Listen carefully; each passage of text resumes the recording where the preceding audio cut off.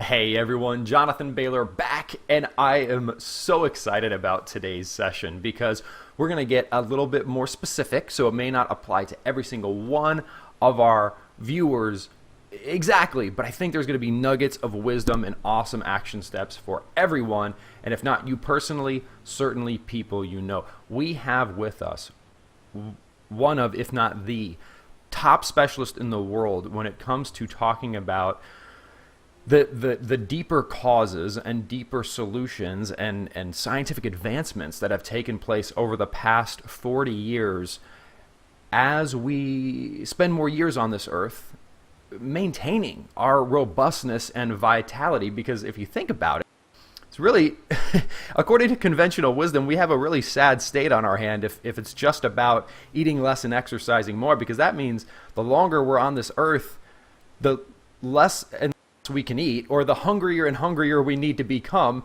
and the less and less time we can have, because the more and more time we would need to spend exercising, according to that conventional dogma.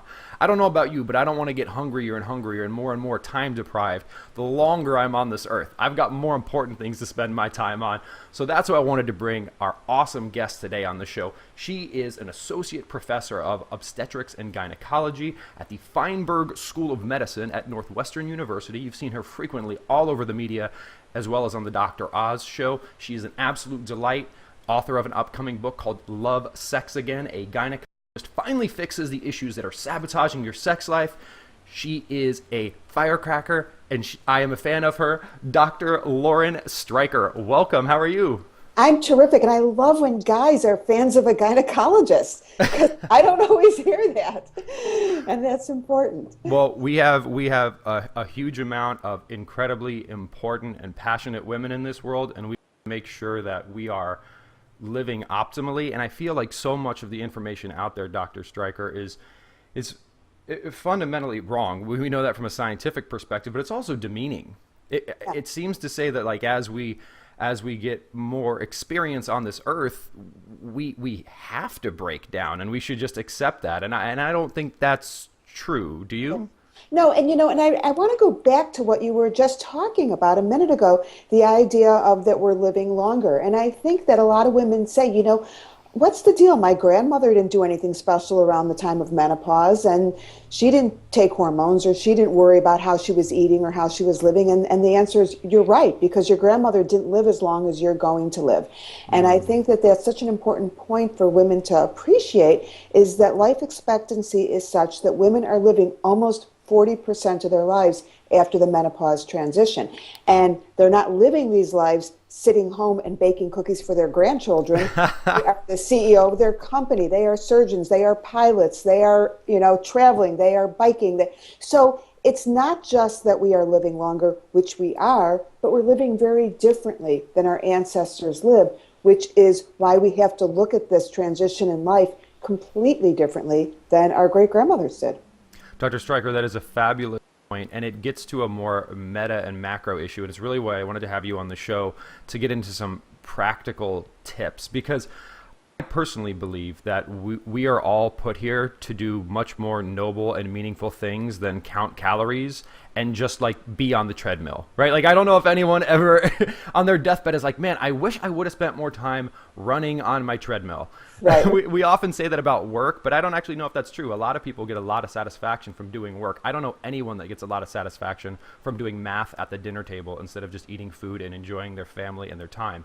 So how do we avoid this treadmill, for lack of better terms, where the more time we spend on this earth, the supposedly less we need to eat and the more we need to exercise? Because that just seems bleak. Right.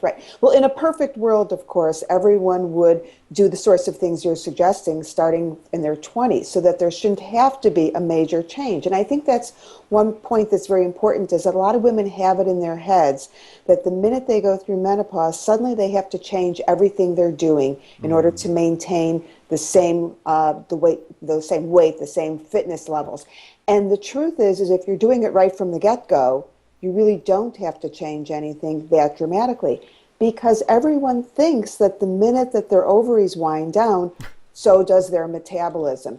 And in fact, that's not what's going on at midlife. Women do gain weight midlife. I mean, no question. You and I both know that the average weight gain for a woman starting in her middle 40s is about 4 to 5 pounds a year. And talk about, not doing the math. Well, this is one math problem you need to do, because if you do the math, you find out that at 4 to 5 pounds a year, after 10 to 15 years, you're going to be up 30 to 40 pounds. Yeah. And it gets away from you. And I have women all the time who come into my office and say, I'm 30 pounds more than I was when I was 30. Is that menopause? And I'm like, no, you didn't gain 30 pounds in 1 year. This has been something gradual. So you do need to be aware of that. And it's really about being very much aware of activity levels and how you're eating. Because what I think would be a good idea to do is to go through, why do women gain weight at the time of menopause? If it's not hormones, then what is it? And one thing that we know is that while women don't necessarily gain weight from a lack of estrogen, there is a redistribution of the weight. So if you take your typical woman who goes through menopause at about the age of 51, 52, and she stops making estrogen, and let's just say she doesn't gain 1 single ounce, but she'll say to me, my clothes don't fit the same. I don't look the same. She's not imagining that. We do know that there is a redistribution of weight. So that's one thing. If you were to say, okay, well, what are some practical tips to prevent that from happening? Well, number one is we do know that women that take hormone therapy do not have that same redistribution of weight, and we can talk a little bit more about that later. Certainly that's not the only reason that someone should take hormone therapy, but it is something that we have observed.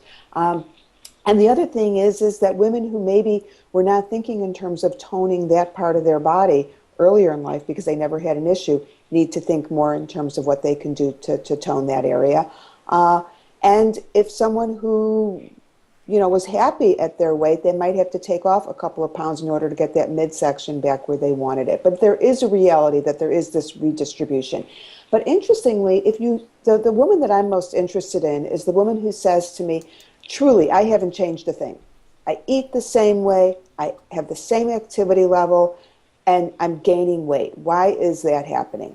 And while every woman is different, I think there's the number one thing that's causing that weight gain midlife is sleep disturbance. And when we look at things that are happening around the time of menopause, sleep disturbance is probably the number one thing that has a profound impact on someone's health and well-being, not just their weight, but everything. And this is for a variety of reasons. First of all, we do know that women who are going through perimenopause and postmenopause have hot flashes. Hot flashes tend to keep women up at night. They don't sleep well. But even women who don't have hot flashes, we know that estrogen is associated with sleep disturbance. And so while low estrogen does not directly cause weight gain, low estrogen does cause sleep disturbance, either from flashes or just the thermostat in the brain getting reset and the sleep center getting reset, which in turn does cause, number one, metabolism to slow down. We know that they're the sleep hormones, leptin and the ghrelins, which are also very much responsible for not only metabolism, but that hunger center. So the studies have been very, very consistent in the last few years that women that don't sleep enough gain weight, even if they're doing everything the same. The other thing to think about is, what does a woman do when she's not sleeping? She gets up. Where does she go? Well, sadly, more times than not, she goes down to the kitchen, opens up the refrigerator, and starts to graze, and doesn't really think of that as having an impact, but it does. We know that nighttime grazing does impact on weight gain.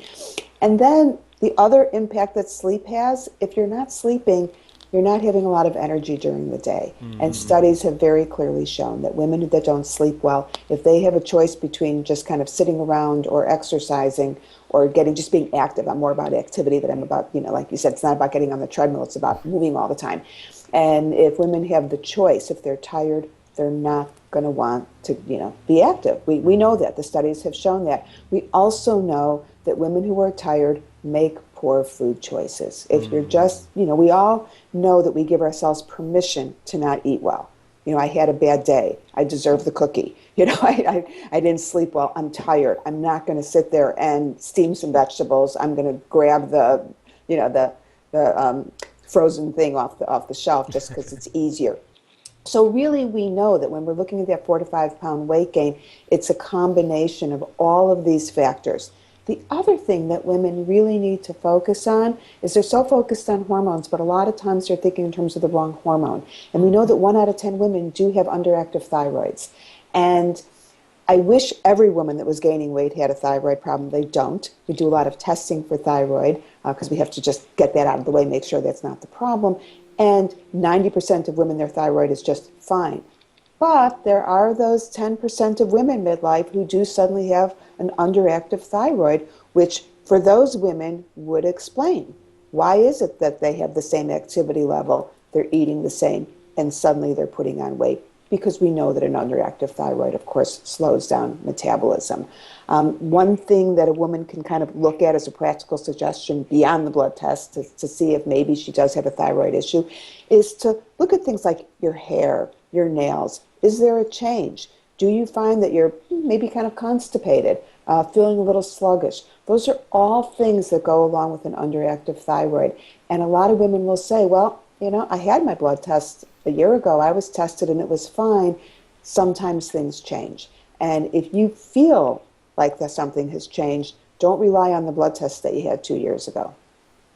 Dr. Streicher, it is so important and critical, and I'm so thankful for you to uncover these deeper issues, like just identifying the sleep, the hormonal issues, because so often we can see this vicious cycle, and I'm sure you've seen this as well, which is a brilliant woman who has had just a massive positive contribution to the world reaches this point in her life and is led to believe that she is probably not trying hard enough, because if she would just try harder, this would work out. That causes her to then have even more mental distress, potentially causing her to need some pharmacological help, which then doesn't help the weight or sleep issues even more. And now you get into this vicious cycle where, because you were given improper information about the cause of your initial weight gain, you get depressed, and then you go on medication, which causes even more weight gain and even more sleep disturbance. And how can we pull ourselves out of that vicious cycle? Well, I think the number one thing is to acknowledge that this isn't a matter of a failure on the part of the woman. Mm-hmm. If she finds that, so often women will say to me, I'm having hot flashes, and I'll say, well, let's talk about some hot flash solutions. And they'll say, no, I'm going to tough it out. And that's because women are tough. They're told they're supposed to tough out labor. They're told they're supposed to, tough out PMS. Yeah. And then the hot flashes come along, and quite frankly, most women are blindsided by how bad they are. They think before it hits, I can do this. I'll exercise. I'll do a little yoga. I'll be fine. And then all of a sudden they find they're ripping off their clothes and they can't sleep at night. And I think the number one thing is for women, for me, my message to women is give yourselves a break, for God's sakes. Yeah. This is very, very difficult. And this is not something that you're necessarily just going to tough out. And it does have a major impact on your life. And I think the number one thing is to acknowledge that. And number two is that there's this idea out there that hot flashes are really short-lived, and that if you choose not to do anything, that it's all going to be better in 6 months or a year. And what the studies now show us is that the typical amount of time that a woman with severe hot flashes has to deal with it is really in the neighborhood of 3 to 5 years. This is not just a 5 to 6 month thing. And about 15 to 20% of women actually have to deal with hot flashes forever. So if you're in that camp of saying, I'm going to do nothing because it's going to go away, it might, and it may be that you are able to manage the hot flashes through some lifestyle issues. We know that not smoking, we know that women who are thinner, women who exercise regularly seem to do better with hot flashes, but acknowledging that maybe you do need a little pharmacologic help. And fortunately, we have a number of options for women to deal with hot flashes that can make an impact. And one, of course, is hormone therapy, which I happen to think is the appropriate thing for most perimenopausal and postmenopausal women to do if they are impacted by symptoms, and it can be done safely and it can be done appropriately. And no, it does not cause weight gain. If anything, it causes women to lose weight because they're sleeping better, they're feeling better, and they're more active. And then the other option that I want to talk about, because this is new, and a lot of women may not be aware of this, is many women, of course, either are told not to take estrogen, or they just prefer not to. They just prefer not to take postmenopausal estrogen therapy. And there is a new product that was just FDA approved a couple of weeks ago and will be available November 1st. And this is the first and only non-hormonal FDA-approved product that has been shown to relieve hot flashes, and it's called Brisdel. And what Brisdel is it's paroxetine, and you have probably heard of paroxetine because this is essentially the generic name for a lot of antidepressants, Paxil, and there's a number of them. But what's different about this is we have known for a long time that women who take antidepressants like Effexor and Paxil and all that have reduced hot flashes. But the downside is, as you said, we can have loss of libido, you can have weight gain issues. So we're not enthusiastic about giving it for that purpose. But what was done was a study to show that if you give ultra low doses of paroxetine, very, very low, not the doses you would use to treat depression, that you can actually alleviate hot flashes, and there's no increase in weight and no loss of libido. So specifically, the typical woman who's taking paroxetine for depression is taking in the neighborhood of 20, 30, even 40 milligrams a day. Brisdel is 7.5 milligrams. So it's ultra low. It does not treat depression, and that's really very important for women to appreciate, that Brisdel is not intended to treat depression. It does not treat depression, but it does alleviate hot flashes, and it alleviates it to the point that women are able to sleep, they're able to feel better. And I think it's so important for women to know that there is this non-hormonal option that will give them relief that's not going to otherwise impact on their life in a negative way. Absolutely. And thinking also, you mentioned it can help with sleep. That sleep issue is such a sticky wicket, because if someone, for example, says, we're not exercising enough, and that is in fact true, it's pretty easy for us to set aside time to go get on the treadmill. If someone says, stop drinking so much soda, we can just stop drinking soda. But the more you tell yourself, fall asleep. Come on, seriously, fall asleep. Often that's counterproductive. So what are some things we can do? And I'm curious too. This could apply to anyone. For those of us that have a hard time falling asleep sometimes and even staying asleep, what have you seen, and what does the research show are some of the most effective strategies we can take? What we find in most peri- and postmenopausal women, they're able to fall asleep just fine. They're waking up. And so, when you look at sleep issues, of course, you have to look at, it's a very different animal if you're talking about the person who can't fall asleep versus the person who falls asleep and wakes up. And for most midlife women, it's the waking up part. And in fact, I always kid around that if the typical postmenopausal women were to start emailing at 3 o'clock in the morning, all of her postmenopausal friends would be immediately responding. She wouldn't have to wait until the next day to get her answers. So there are a few practical things that have been found in the literature that make a difference. Number one, alcohol. We know that alcohol late at night is going to cause a problem with sleep in terms of middle of the night wakefulness.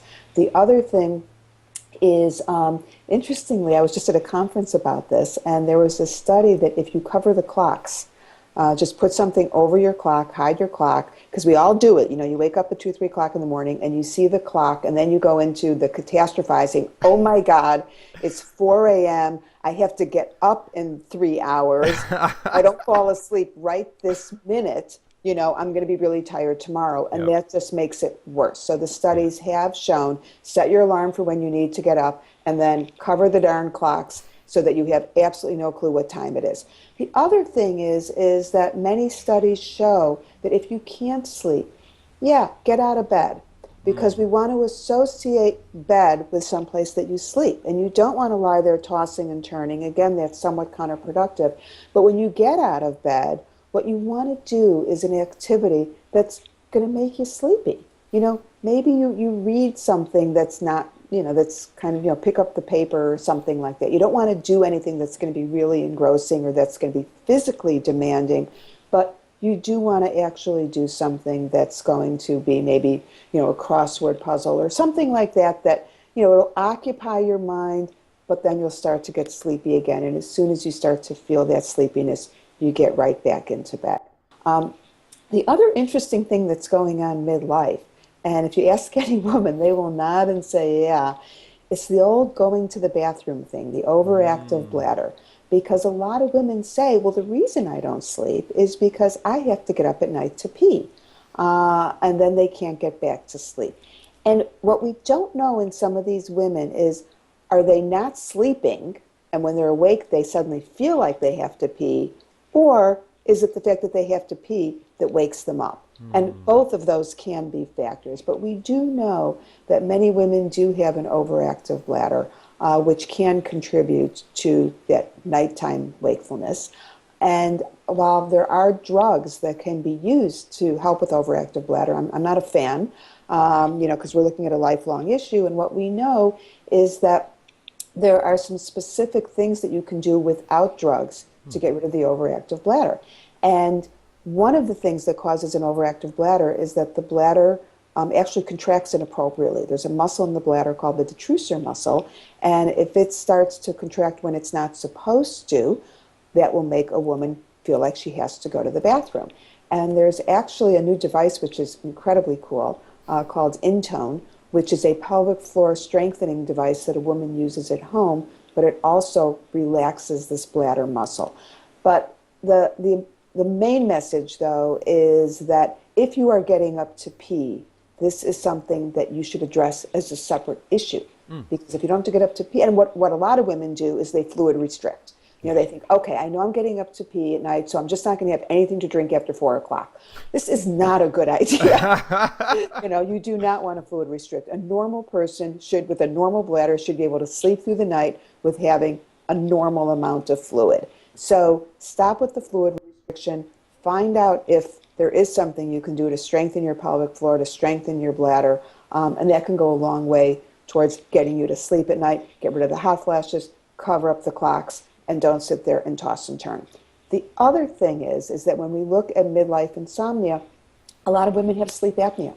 We are looking at, as you and I both know, the reason we're both here talking is because we have a population which is very overweight, and many overweight people do have sleep apnea, which even if they're not aware of it keeping them up at night, they have a lot of sleep disturbance. But what the science has shown more recently, which I think is of great interest, is it's not just overweight and obese men and women that have sleep apnea. We're seeing it in a lot of thin men and women as well. And it's really just because of the way if you will, the shape of their nasopharynx, the back of the throat, and which can sometimes be obstructive in terms of their ability to breathe freely while they're sleeping. And this is such an important point because a lot of women and men will say, well, I don't have to worry about sleep apnea because I'm thin, I'm fit, and that's something only fat people have, and nothing can be further than the truth. So I am a believer in sleep studies. Most major universities do have sleep clinics where if you're not sleeping well, find out. Find out, is it because you have sleep apnea? Is it because you have restless leg syndrome? Or is it because you have hot flashes? Or is it because you have to get up and urinate? I mean, there are just so many correctable, treatable medical reasons that really sabotage someone's ability to have a good night's sleep. And I think we have to put a lot more emphasis on that.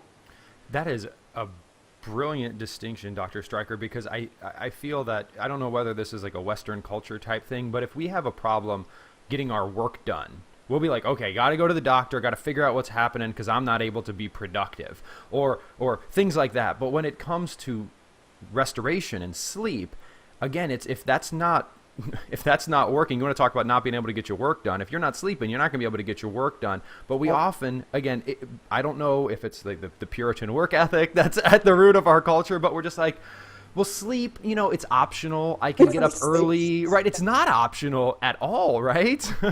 No, it's not. And and it's funny because as a surgeon, the number one thing a patient says to me when I greet them in the morning before surgery, I walk into the pre-op room to chat with them, and pretty much every single patient says to me, so doc, did you get a good night's sleep last night? Because they want to be real sure that the surgeon slept and their pilot slept before they get on the plane. So why is it that people recognize that this is important for the people in their lives that are doing serious things, but people discount the importance of that for themselves? Yeah.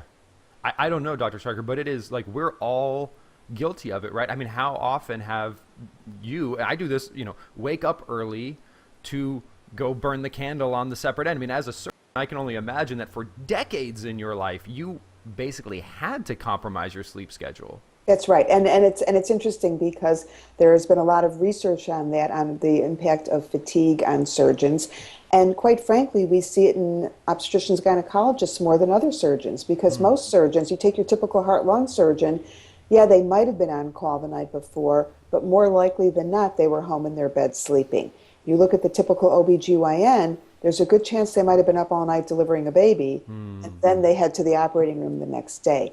So it is something that has been just accepted in the old, old boys thing of, just tough it out and you can do it. And I think there has been a real disservice to patients. And I don't do obstetrics anymore, but I certainly do make it a point. I look at it as a responsibility. If I know I'm doing surgery the next day, I make it a point to get a good night's sleep the night before, to not burn the candle like you and I both do sometimes. But it is important. It's very important. And one thing, again, to highlight, you mentioned when you were going through the wonderful list of things we can do to help with our sleep, you mentioned something which surprised me. And that, because my grandmother used to always tell me that it was cute. My grandmother was very, very understated, very small, very just like, you would not expect her to say something like this. But one day I was telling her, I was like, Grandma, I'm having a hard time falling asleep. This was a long time ago. Yeah. And she said, well, Jonathan, for the past 60 years, I take a shot of bourbon and I'm out like a light. Like that was her way to sleep. But it sounds like the research is actually showing that, especially maybe relaxing with a glass of wine may be counterproductive. First of all, Grandma's always right. Let's start with that. Never, ever, ever argue with Grandma. There's a difference between a shot of bourbon and a bottle of bourbon. Okay, I okay. think really that's the point. The point that your grandmother was making is that that little shot of bourbon helped her fall asleep. Okay. And we all agree that alcohol is going to help us fall asleep, but it's the excessive amounts of alcohol that are going to, wake you up in the middle of the night. So Grandma was okay. And really, the issue with having that one glass of wine every single night to fall asleep is that there's a lot of calories, of course, in the wine. But I don't think that one little shot of bourbon is a problem. I think I like your grandma. I think that's And have you seen anything, Dr. Streicher, in terms of more Eastern, let's say Eastern approaches like deep breathing, yoga, any sorts of these more holistic approaches being effective, or are you kind of like, not so much? Well, I think it depends on why someone is having an issue with sleeping. The one thing that we really didn't talk about is the old my mind is racing, I'm stressed, I'm anxious, I can't turn it off. And this isn't about hormones or sleep apnea or restless leg or any of the other things we were talking about. This is just someone who cannot make those synapses calm down and go to sleep. And I think meditation has been well shown, has been a very, very good option for some people in terms of helping them go to sleep. Certainly anything that helps your body relax, a lot of the yoga practices, all of those can be helpful. The one thing you didn't ask about, Jonathan, was sex. I literally have it next on my notes. So We think alike. But when I was writing my book, of course, when I talk about sexual health and I'm looking at what are the benefits of sex, and the question always comes up is, do people that have sex sleep better?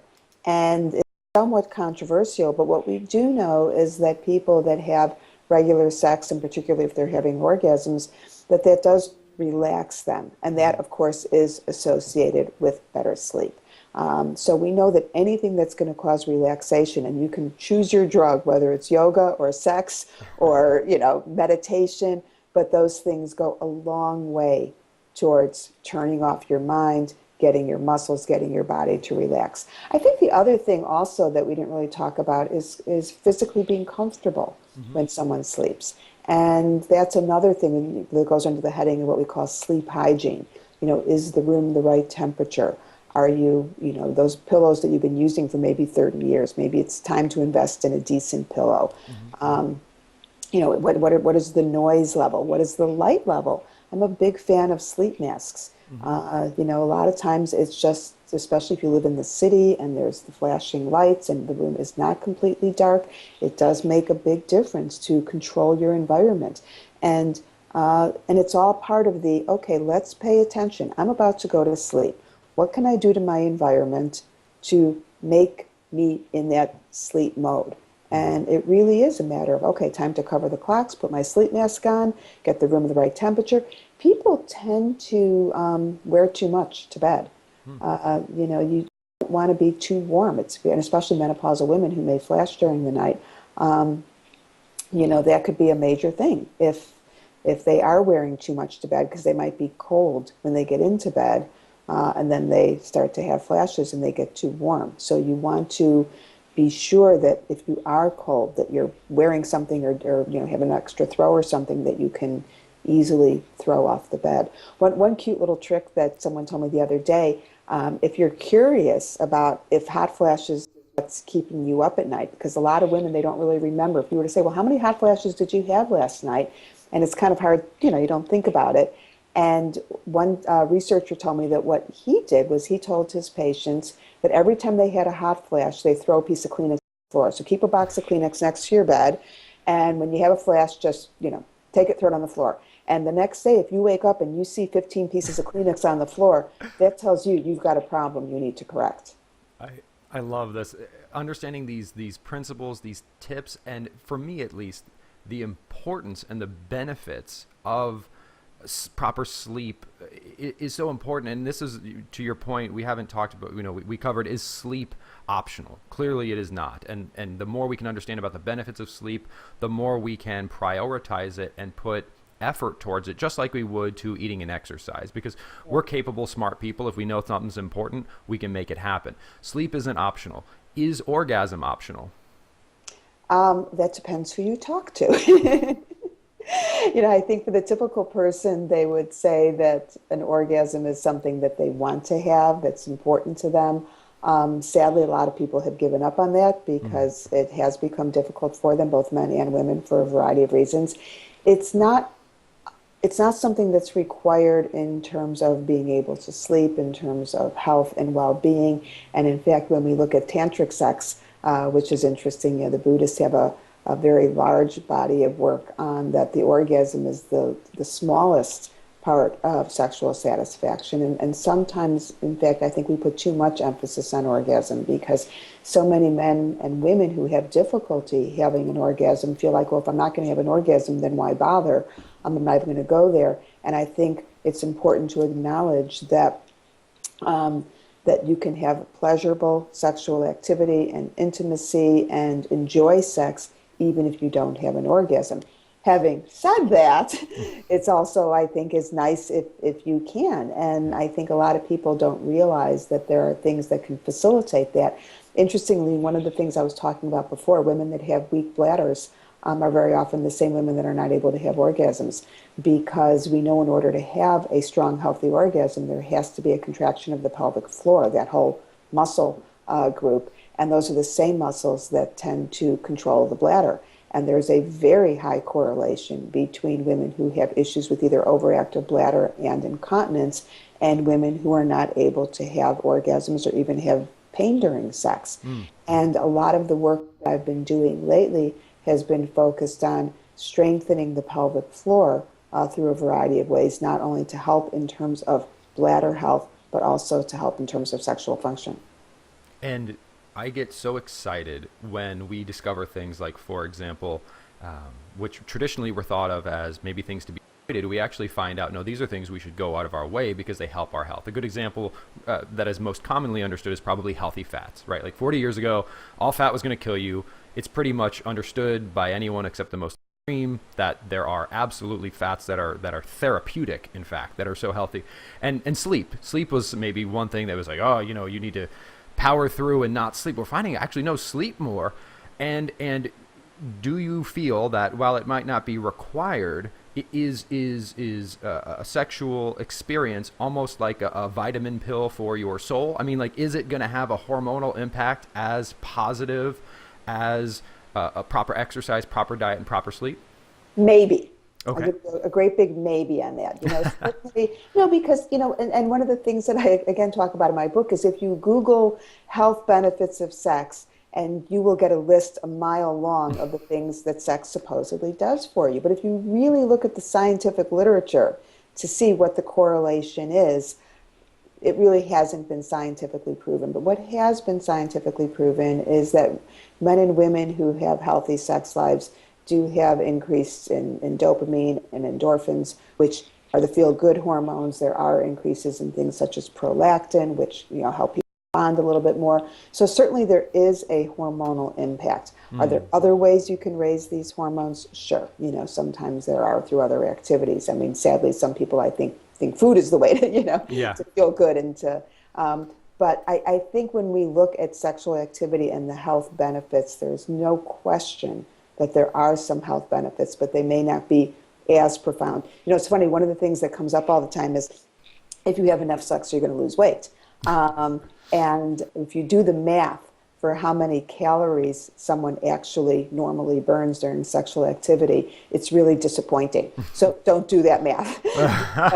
What you find out is the average couple, when they have sex, it lasts for about 15 or 20 minutes, especially if it's an older relationship. And we find that during that time, at best, they might be burning maybe 100 calories, 150 calories. So you can't depend on sex to lose weight. And I always say in the glass of wine you have before sex kind of cancels it all out. So you're not going to lose weight, but you are going to keep your body toned. And I really also do believe that people that have good body image and feel good about themselves are more likely to have sex. So again, it's which came first, the chicken or the egg? Do people with good bodies tend to have more sex, or does having sex give you a toned, thin body? And I happen to think that it's not the sex that's the toning and the calorie burning.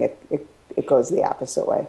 Brilliant. Well, it's empowering, I think, is the key word for this conversation, because for all those individuals out there who are like, I'm restricting my calories as much as I can, and I'm exercising as much as I can, and if they're not getting the results they want, they might think that there's something wrong with them and that they're broken. And what we've uncovered here is there's a bunch of things medicinally involving hormones that are still at your disposal. There's a bunch of things involving sleep, and there may even be some things around sex, and just knowing that there are these three big buckets that if you haven't explored it all, don't give up, because, wow, there's a lot of opportunities and options for things to get better.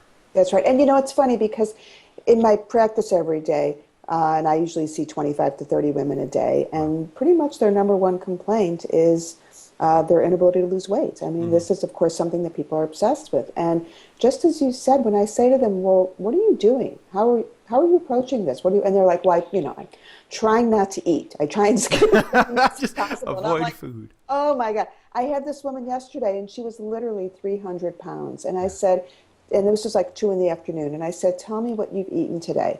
And she said, well, I'm trying to lose weight. I haven't eaten anything. I had some coffee. And I said, yeah, and what's going to happen when you get home from work tonight? Yeah. And she said, well, I'm going to eat. I'll be hungry. And I said, and what are you going to eat? And she said, well, I don't know. I haven't thought about that yet. And I said, well, that's your second problem. You need to plan because when you're so hungry, you'll eat everything in sight. Yeah. But this is a very common, and this was a smart woman. This was not an uneducated, woman. This was someone who was really, really smart. And she's sitting there saying, yep, I'm not going to eat. I'm going to starve myself. And I don't know why it's not working, but I'm going to keep trying. And it's not the approach. Eating isn't optional. No. No, you know what? And it's funny because yesterday I was filming something all morning, and I was, rushing to get to the studio where I was doing this filming, and I knew it would be about a 3 to 4 hour thing.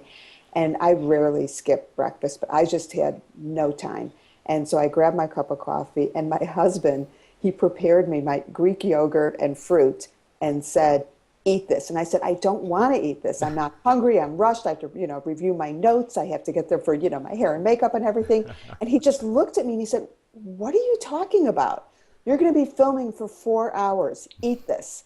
And I ate it because he made me. And I got to tell you, right around 11 o'clock, I was really glad because that's when the film crew, you've been there, that they always have like the donuts and all this background. And had I not eaten my yogurt and fruit, I can guarantee you when they brought all that junk around that I normally would never have eaten, you bet I would have just said, oh my God, I'm starving. I got to eat something. So yeah, even I fall off the wagon sometimes. So it's nice to have people around you just, to say, nope, this is what you got to do. I love it. Dr. Streicher, this has been an absolute pleasure. So I know you've got a wonderful book coming up that talks Ew. about a lot of the things we covered here. What's next for you all up? Well, the main thing I'm working on, of course, is the book. The book is coming out in a few months. Love, Sex Again. This is a book that is for everyone. When I started writing this book, I thought this was really just for men and I mean for women primarily that have sexual problems. And what I found is even women that feel like they're doing okay, it can always be better. There are a lot of things that women can do to make sure that their sexual health is everything it should be. And of course, for people that have lost that thread, who said, I used to have sex, but now I don't, either because I have no libido, or it hurts, or I have cancer, or I have diabetes, or I have this issue or that issue. This book is for them. It's funny, it's light, it's conversational, but it's got a lot of really good information. So I am focusing very much on that right now. And then, of course, I write blogs. I'm writing for droz.com and I write for everydayhealth.com. And I really use those blogs to get the very latest information out, because I think that's always frustrating for women, is to say, but where do I go to get the newest, the new information that's out there? Because women go to see their gynecologist at best once a year.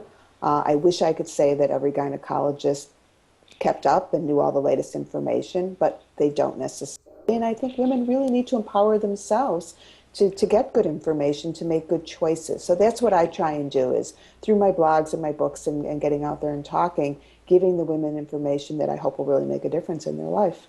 Brilliant. So the name of the book is Love, Sex Again. And in the meantime, where can we go online to find you? Should we just type your name into Google, or what should we do? You'll get way too much if you do that. I do have a website, drstreicher.com. Your best bet is following me on Facebook, though, Facebook/Dr. Streicher, because I always post my blogs there. And of course, at Dr. Streicher on Twitter, I always do post when I am appearing someplace or have published something. So that's the best way to keep up to date. Do you ever tweet during surgery? Are you kidding me? I'm just kidding. Okay, no. And as tweeters well know, a lot of these tweets we are able to tweet in advance. Yes. So I remember I had a tweet from President Obama right before he, took the oath, and I thought, wow, that's great. He tweeted me right before he took the oath. That's so nice. And then, of course, you realize that these are pre-scheduled tweets. So no, I do not tweet during surgery, but I do try and keep up with it. Well, we got to watch out for that next generation of surgeons. I can just imagine we're going to have, the surgeon in there, and they'll have an assistant in there. Okay, tweet this to the family. Let them know everything's going. You know what? You're actually not so far from the truth. I'm in a very high-tech operating room, and I have the ability to talk to the family while I'm in the operating room, and I very often do. If I say the surgery is going to take 2 hours and it looks like it's going to be 2.5 and I don't want them to worry, I can actually get patched to where they're waiting for me, and I can tell them everything is going well, Wow. but it's going to be about another 30, 40 minutes, and that's very reassuring to the family. I can, I have the capability to have someone watch my surgery while I'm doing it. I actually have done a fair amount of surgery on TV, and it's pretty amazing what technology lets us do now. And that is true on many levels in terms of what we can do with how we age and how we live, aka the advances in technology offer so many opportunities to us. So Dr. Streicher, again, thank you for sharing some of those opportunities with us today. And as always, you are a joy and inspiration. So thank you very much. Thank you for having me. It's been a pleasure. Viewers, again, our wonderful guest today is Dr. Lauren Streicher. Check out her book, Love, Sex Again. You will probably be able to pre-order it as soon as this airs. And in the meantime, check her out online. And remember, this week and every week after, eat smarter, exercise smarter, and live better. Chat with you soon.